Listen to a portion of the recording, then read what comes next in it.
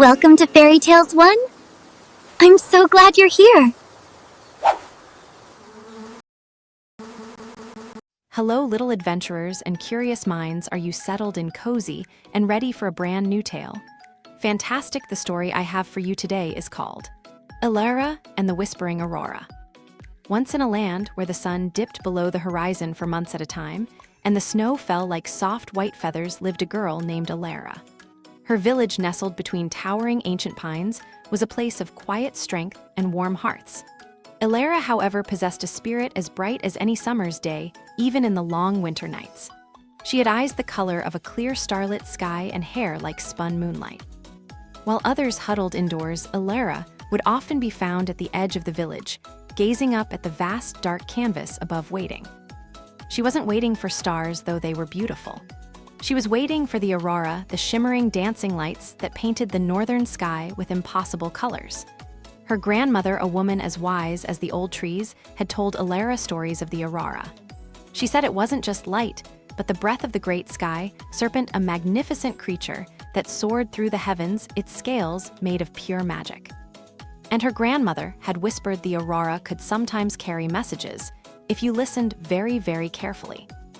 Elara listened. She listened to the creak of the snow-laden branches, to the sigh of the wind through the eaves, and most of all to the silent hum of the night sky. One evening, as a particularly spectacular display of emerald and amethyst rippled across the darkness, Elara felt a strange pull.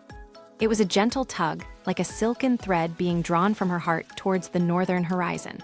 She shivered not from the cold, but from a thrilling sense of anticipation. That night she dreamt. She dreamt of flying not on a bird nor on a horse, but on something unseen, something powerful and vast. She felt the rush of icy air against her cheeks, the sting of frozen droplets on her eyelashes, and the boundless freedom of the open sky. When she awoke, the dream lingered, a sweet, crisp memory. The next day, Elara couldn't shake the feeling. She found her grandmother's oldest scarf, a deep indigo woven with silver thread, and wrapped it tightly around her neck. She packed a small pouch with dried berries and a piece of honeyed bread, and without telling anyone, she slipped out of the village. She walked towards the direction the aurora had seemed to beckon her. The snow was deep, and the path was barely visible, but Elara felt a guiding presence, a subtle push that kept her moving forward. The air grew colder, and the silence of the forest pressed in on her, yet she felt no fear. The whisper of the aurora, she imagined, was her only companion. As she ventured deeper, the trees grew sparser, and the land opened up into a vast, snow-covered expanse. In the distance, she saw it, a colossal, jagged mountain, its peak shrouded in mist, and on its slopes, a faint, ethereal glow pulsed. It was the aurora, but closer, more vibrant, and it seemed to emanate from a hidden cave. Her heart pounding with a mix of excitement and awe, Elara approached the cave. The entrance was framed by ice formations that shimmered like glass. As she stepped inside, the world transformed. The cave wasn't dark and cold, but filled with a soft, warm luminescence. The walls were not of stone, but of a crystal that pulsed with the same colors as the aurora. And in the center of the cavern, a vast, swirling vortex of light and color spun like a captured rainbow. And there, coiled within the vortex, was the most magnificent creature Elara had ever imagined. It was immense, its scales shifting through every hue of the aurora, from the deepest sapphire to the most delicate rose. Its eyes, like twin emeralds, blinked slowly, and a gentle warmth radiated from its form. It was the great sky serpent, the creature of her grandmother's stories. Elara stood frozen, too awestruck to speak. The serpent slowly uncoiled, its movements as fluid and graceful as the aurora itself. It lowered its immense head towards her, its gaze filled with an ancient wisdom and a surprising gentleness. A voice not with sound, but with feeling echoed in Elara's mind. "Little one," it seemed to say, "you have answered my call." Elara, finding her voice though it trembled slightly, asked, You can speak." The serpent chuckled, a sound like the tinkling of ice crystals. "Not with a tongue, child, but with the winds, with the light, with the very heart of the world. You felt my breath, did you not?" Elara nodded, tears welling in her eyes. "Yes," she whispered. "It felt like a song." "It is the song of the world," the serpent conveyed, "and you, Elara, have a heart that can hear it." The serpent explained that it was the guardian of the aurora, the weaver of its magical currents.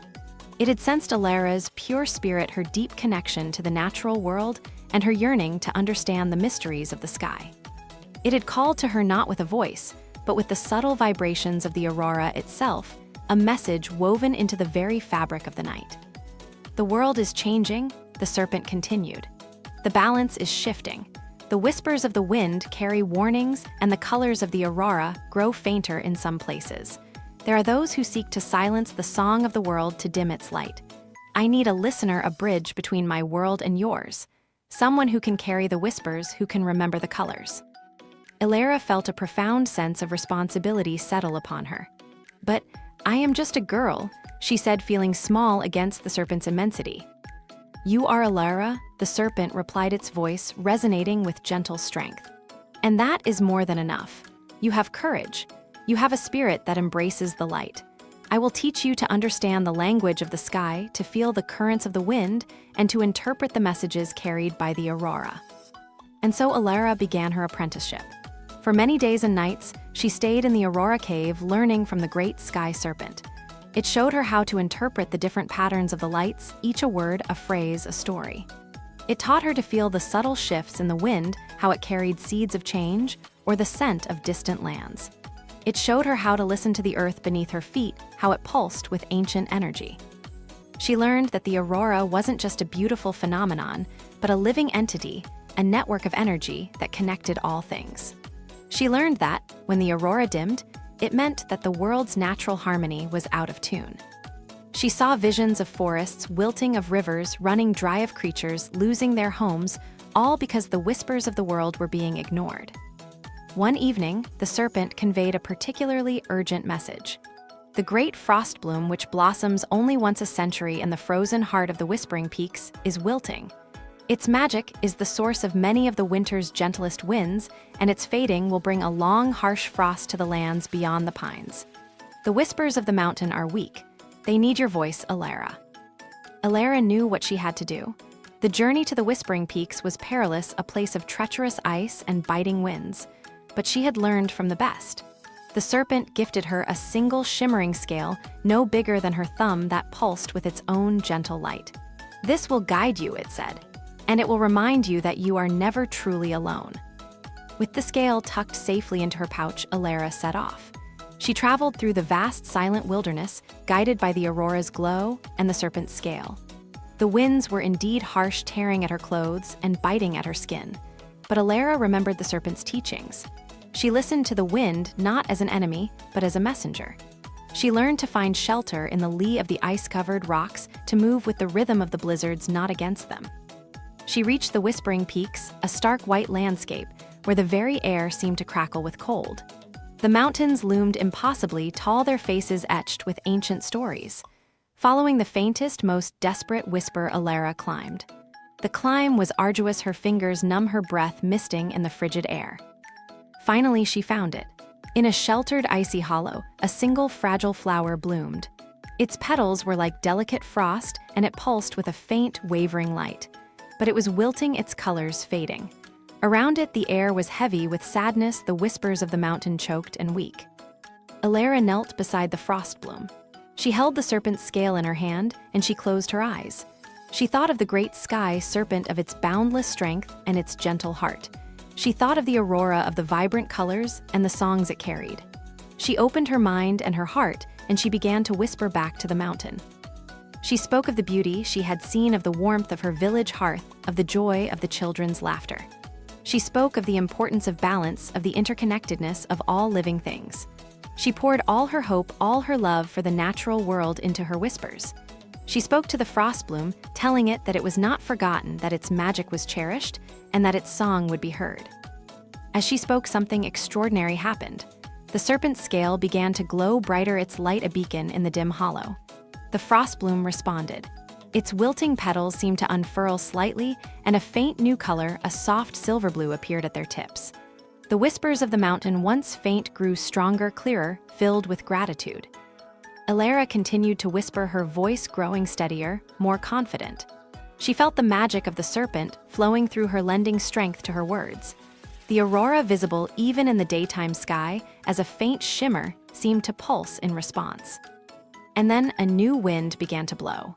It wasn't the harsh, biting wind of the peaks, but a gentler, more melodic breeze. It carried the scent of pine and thawing earth. The frost bloom pulsed with renewed vigor, its silver blue petals now glowing with a steady light. The whispers of the mountain turned into a chorus, a symphony of gratitude. Alara, exhausted, but filled with a quiet joy, knew she had succeeded. She had carried the message, and she had helped to restore a small piece of the world's balance.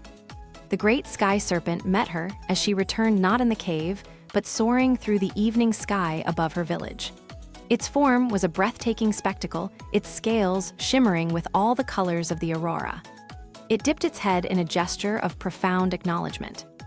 "You have done well, Alara," its voice resonated in her mind, soft and proud. "You have heard the whispers, and you have spoken the truth. The world needs more voices like yours." From that day on, Alara was known not just as the girl who loved the aurora, but as the whisperer of the winds, the listener of the lights. She continued to visit the Aurora Cave, learning more from the great sky serpent, and she traveled to distant lands, carrying its messages of balance and harmony.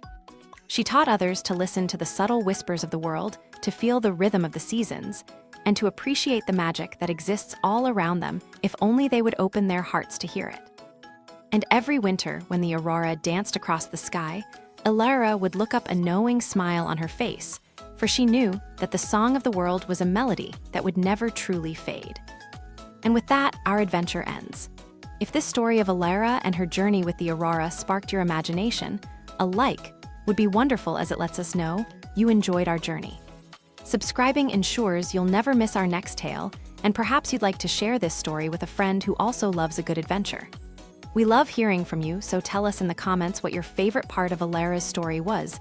Until our next adventure, keep dreaming, keep listening, and keep exploring. See you again, and do like, share, and subscribe the channel, Fairy Tales!